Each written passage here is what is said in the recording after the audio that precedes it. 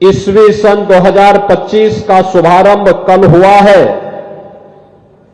और आज मुझे गोरखपुर में 1533 करोड़ रुपए की इन परियोजनाओं के साथ आपके बीच में आने का सौभाग्य प्राप्त हुआ है। आप सबको मैं ईस्वी सन 2025 की 1533 करोड़ रुपए की परियोजनाओं की भी और इसके बाद अब खिचड़ी मेला आने वाला है और महाकुंभ प्रयागराज में भी आने वाला है, इस सब की बधाई देता हूं।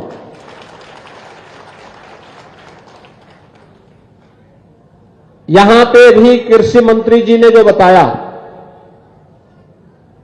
यहां का कृषि विद्यालय 1932 में स्थापित था, लेकिन भवन जीर्ण शीर्ण हो गया था। आज एक भव्य भवन जो अन्नदाता किसानों के प्रशिक्षण का है। कृषि महाविद्यालयों में तो डिग्री दी जाती है, लेकिन ये कृषि विद्यालय जो चरगावा का है, यहां हमारे अन्नदाता किसानों को आधुनिक बीज के बारे में, तकनीक के बारे में, केंद्र और राज्य सरकार की योजनाओं के बारे में अवगत कराता है, उसकी ट्रेनिंग देता है। आज उसका एक भव्य भवन बना है, उस भवन का लोकार्पण करने का मुझे अवसर प्राप्त हुआ है। तो मैं पहले यहां पर आए हुए सभी अन्नदाता किसानों को, गोरखपुर के और पूर्वी उत्तर प्रदेश के अन्नदाता किसानों को, जिन किसानों को ट्रैक्टर मिले हैं उन सबको, और जिन प्रगतिशील किसानों को अभी हमने मंच पे शासन की योजना के साथ जोड़ा है, जिनमें rotavator, power tiller, solar pump, thresher, star ripper, combine harvester, small गोदाम, मानव रहित चेप कटर और अन्य योजनाओं से जोड़ा गया है, उन सभी को भी मैं बधाई देता हूं। और इसके साथ ही गोरखपुर के विकास की तमाम योजनाओं का आज यहां पे शिलान्यास और लोकार्पण भी हो रहा है।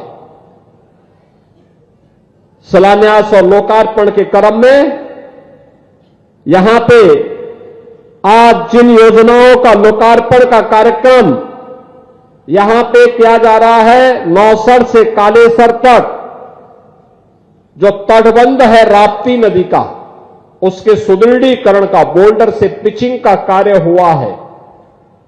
आप याद करिए 1998 में नौसर में एक तटबंध टूट गया था, उसके बाद कितना वहां पे जनहानि धनहानि हुई थी।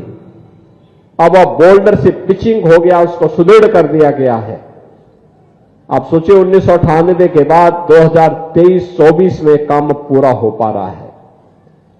अगर सरकारें बीजेपी की पहले होती तो संभवतः ये काम पहले तो 1998 में ही नहीं टूटता, नहीं तो उसके बाद तत्काल हो गया होता। यानी उसको तैयार होने में 25 साल लगे, एक पूरा युग बीत गया, एक पीढ़ी बीत गई, लेकिन वह कार्य हुआ है, हमने पूरा किया। जितने तटबंध हैं सारे के सारे तटबंध आज के दिन पे गोरखपुर में, प्रदेश में सुदृढ़ हो गए हैं। अब बाढ़ की समस्या का समाधान अस्थायी रूप से करने की दिशा में सरकार आगे बढ़ी है, लेकिन इसके साथ ही विकास की अन्य योजनाओं को भी यहां पे दिया जा रहा है। खास तौर पर एक यूपी सिडको के माध्यम से एक क्षेत्रीय जन विश्लेषक प्रयोगशाला का लोकार्पण का कार्यक्रम भी इस कृषि विद्यालय के साथ आज यहां पर किया जा रहा है। और कुछ योजनाओं का शिलान्यास है, जिसमें राप्ती नदी में 2 नए पुल बनाने की कार्रवाई का शिलान्यास हो रहा है। जो राप्ती नदी है राजघाट में, उसके अपस्ट्रीम और डाउनस्ट्रीम में, जिससे विपरीत से विपरीत परिस्थितियों में भी जाम की नौबत न आने पाए।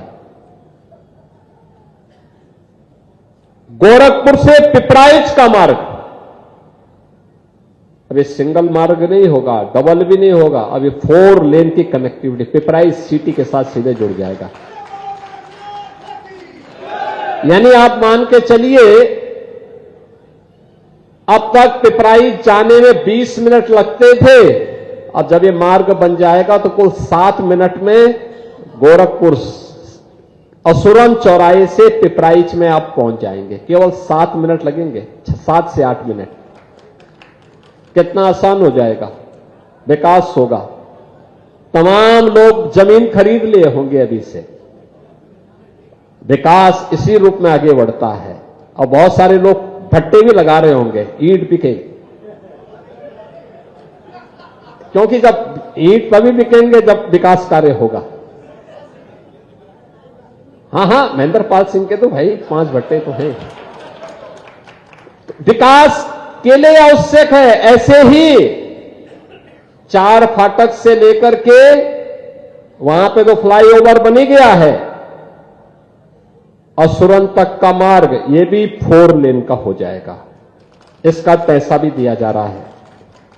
इसके अलावा आपके अन्य तमाम योजनाओं को भी इसके साथ जोड़ा जा रहा है, जिसमें गोरखपुर खजनी सिकरीगंज मार्ग को भी 4 लेन की कनेक्टिविटी के साथ जोड़ने की कार्रवाई को आज यहां पे संपन्न किया जा रहा है।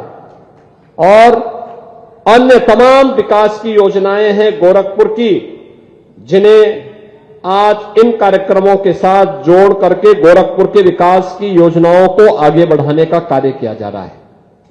कुल ये 1533 करोड़ रुपए की योजनाएं हैं, जो आने वाले समय में एक नए गोरखपुर का दर्शन कराएगी।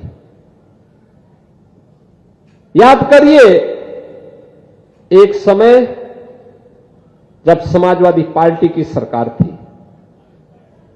तब इंसेफ्लाइटिस से मौतें होती थी। तब गोरखपुर में बिजली नहीं मिलती थी, स्वास्थ्य की सुविधा नहीं मिलती थी, अन्नदाता किसानों को कोई सुविधा नहीं मिलती थी। फर्टिलाइजर कारखाना एक कांग्रेस और समाजवादी पार्टी ने 1990 में बंद करवा दिया था। गोरखपुर में मेडिकल कॉलेज स्वयं बीमार था, पूर्वी उत्तर प्रदेश के लोगों का क्या उपचार करता। पिपराइच की चीनी मिलें लोग बंद तो कर ही दिए थे, उसको बेचने की भी तैयारी कर लिए थे। सड़कें पता ही नहीं लगता था कि गड्ढा है या सड़क है, गड्ढे में सड़क है या सड़क में गड्ढा है, ये पता ही नहीं लगता था। रामगढ़ ताल गंदगी का एक ढेर बना हुआ था, और बरसात के समय आज जिस सरगावा में हम हैं, ये जनता इंटर कॉलेज, याद करिए, इसमें 3 से 4 फुट पानी लगता था।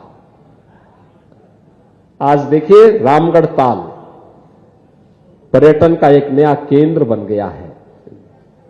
कोई भी गोरखपुर आता है और गोरखनाथ मंदिर जाता है तो रामगढ़ ताल के चारों ओर भी घूमने के लिए जरूर जाता है, जरूर जाता है। पिपराइच की चीनी मिल प्रारंभ हो गई है, फर्टिलाइजर कारखाना फिर से चालू हो गया है, मेडिकल कॉलेज कितना सुंदर बन गया है, एम्स भी बन गया है, और सड़कें चौड़ीकरण का कार्य, मेडिकल कॉलेज का मार्ग हो या फिर नेपाल जाने वाला मार्ग, जिस भी मार्ग पर जाएंगे 2 लेन, 4 लेन, 6 लेन चौड़े मार्ग विकास के लिए नए गोरखपुर का दर्शन करा रहा है। तो साथ साथ जो यहां पर जल जमाव की समस्या थी, अब गोरधोवा नाले के निर्माण के साथ इस समस्या का हमेशा के लिए समाधान कर दिया गया। अब इंसेफ्लाइटिस से मौतें नहीं होती हैं। याद करिए, मरने वाले बच्चे कौन होते थे? वे मरने वाले बच्चे तो हमारे लिए समाज के बच्चे थे, देश के बच्चे थे, देश की वो विरासत थी, अमानत थी। लेकिन जो लोग जाति के नाम पर बांटने का पाप करते हैं, इन लोगों ने उन बच्चों के बारे में कभी सोचा नहीं, जबकि 90% बच्चे अल्पसंख्यक या दलित समुदाय से आते थे। इस लड़ाई को डबल इंजन की भाजपा की सरकार ने समझा और मोदी जी के मार्गदर्शन में आज इंसेफ्लाइटिस 9 की बीमारी हमेशा के लिए समाप्त हो गई। अब कोई भी बच्चा, कोई भी परिवार भयभीत नहीं होगा बीमारी से। कार्य करने का एक जज्बा होना चाहिए। आज गोरखपुर में पिपराइच की चीनी मिल भी चल रही है। आज गोरखपुर में चिड़ियाघर यानी प्राणी उद्यान भी काम कर रहा है। सभी जगह से आने वाली कनेक्टिविटी, लखनऊ का हो या फिर वाराणसी का मार्ग, 4 लेन से जुड़ चुका है। और गोरखपुर में लोगों के लिए रोजगार के नए नए अवसर भी जुटाए जा रहे हैं, नए निवेश आ रहे हैं। अकेले गोरखपुर में पिछले 5 वर्ष के अंदर 15,000 से लेकर 20,000 करोड़ रुपए का निवेश तो जमीनी धरातल पर उतरा है, जिसमें उद्योग लग चुके हुए चल रहे हैं। हजारों लोगों को नौकरी और रोजगार की गारंटी मिली है। यहां के नौजवानों को नौकरी और रोजगार की गारंटी मिली है। और अब तो गोरखपुर में 4 विश्वविद्यालय इसमें काम कर रहे हैं। 4 विश्वविद्यालय गोरखपुर में, वेटनरी कॉलेज भी बन रहा है। कल भी बहुत सारे केंद्रों का उद्घाटन और लोकार्पण हम लोगों को करने का अवसर मिलेगा। नए साल में नए गति के साथ हम आगे बढ़ेंगे। विकास में उत्तर प्रदेश अब पीछे नहीं रहने वाला है और उत्तर प्रदेश का नौजवान उत्तर प्रदेश के अंदर ही नौकरी और रोजगार पाएगा। इस विश्वास के साथ हम सब आगे बढ़े हैं और यह वर्ष हमारे लिए बहुत महत्वपूर्ण बनने जा रहा है। देखिए, वर्ष की शुरुआत गोरखपुर में विकास के साथ हो रही है, खूब विकास के साथ। कृषि मंत्री जी भी आए हैं। कुशीनगर में एक कृषि विश्वविद्यालय उनके द्वारा बनवाया जा रहा है, कृषि विश्वविद्यालय। अब सोचो, केवल खेती, किसानी, औद्यानिक फसलों के बारे में, सब्जी के बारे में आधुनिक प्रशिक्षण और कैसे किसानों को आमदनी को आगे बढ़ाया जा सके, इसके बारे में पूरा प्रशिक्षण होगा। तो वेटनरी कॉलेज का निर्माण गोरखपुर में हो रहा है। गोरखपुर में वेटनरी कॉलेज का निर्माण का मतलब पशुपालन से संबंधित, गौ से गाय पालना हो, अच्छी नस्ल की गाय पालन के लिए, भैंस पालन के लिए, बकरी पालन के लिए, मुर्गी पालन के लिए सारी की सारी प्रशिक्षण की कार्रवाई गोरखपुर के वेटनरी कॉलेज से गोरखपुर में ही प्राप्त होगा। यानी ये सभी प्रकार की सुविधाओं का लाभ एक जगह पे ही अब आपको प्राप्त होने वाला है। यहां के युवाओं को, यहां के बच्चियों को, यहां की बेटियों को प्राप्त होने वाला है। और इसीलिए आज हम सब आपके बीच आए हैं कि विकास की इस प्रक्रिया को आगे बढ़ाने के लिए डबल इंजन की सरकार आवश्यक है। डबल इंजन की सरकार से ही संभव हो पा रहा है। केंद्र और राज्य में जब एक जैसी सरकारें होती हैं, उसका परिणाम भी सामने आता है। और यह वर्ष हमारे लिए महत्वपूर्ण है। शुरुआत विकास से हुई है। 13 जनवरी से लेकर 26 फरवरी तक, यानी पौष पूर्णिमा से शिवरात्रि तक, 26 फरवरी को महाशिवरात्रि है। इस सदी का पहला महाकुंभ आयोजित होने जा रहा है 144 वर्ष के बाद। यानी 144 वर्ष के बाद यह मुहूर्त आया है। प्रयागराज में भव्य व्यवस्था की गई है, कुंभ की पूरी भव्य व्यवस्था। देश और दुनिया का श्रद्धालु आएगा और उत्तर प्रदेश उस आयोजन के साथ जुड़ करके आतिथ्य सेवा का एक नया अनुभव दुनिया को कराएगा।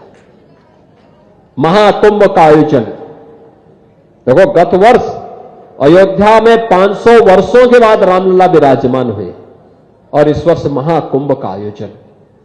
महाकुंभ के आयोजन के साथ अब एक नया उत्तर प्रदेश लोगों को दिखेगा जो विरासत और विकास के साथ जुड़ते हुए पूरी दुनिया को अपनी ओर आकर्षित करेगा। और उस आकर्षण का केंद्र बिंदु देश के अंदर उत्तर प्रदेश, दुनिया के अंदर भारत और भारत के अंदर उत्तर प्रदेश बनने जा रहा है। उसके लिए हम सबको अपने आप को तैयार करना होगा। लेकिन याद रखना, इसकी शुरुआत होती है आत्मानुशासन से। आत्मानुशासन का मतलब स्वच्छता से, नियम और संयम के साथ जीवन यापन करते हुए। जिन लोगों के लिए शासन की योजना है वो योजना उन लोगों तक हर हाल में पहुंचे, बिना भेदभाव के पहुंचे। मोदी जी ने जो मंत्र दिया है सबका साथ सबके विकास का, ये बिना भेदभाव के हर वंचित को, हर दलित को, हर गरीब को, हर महिला को, हर युवा को विकास के साथ जोड़ने के लिए प्रतिबद्ध दिखाई देता है। और आज यही कारण है, पिछली सरकारें बंद करती थी, कभी फर्टिलाइजर कारखाना, कभी पिपराइच की चीनी मिल, कभी मेडिकल कॉलेज, कभी कृषि कॉलेज, और बेचती भी थी। और ये डबल इंजन की भाजपा की सरकार बंद नहीं करती है, बेचती नहीं है, बल्कि नया सृजन करती है, नया बनाने का काम करती है, नया सृजन का काम करती है,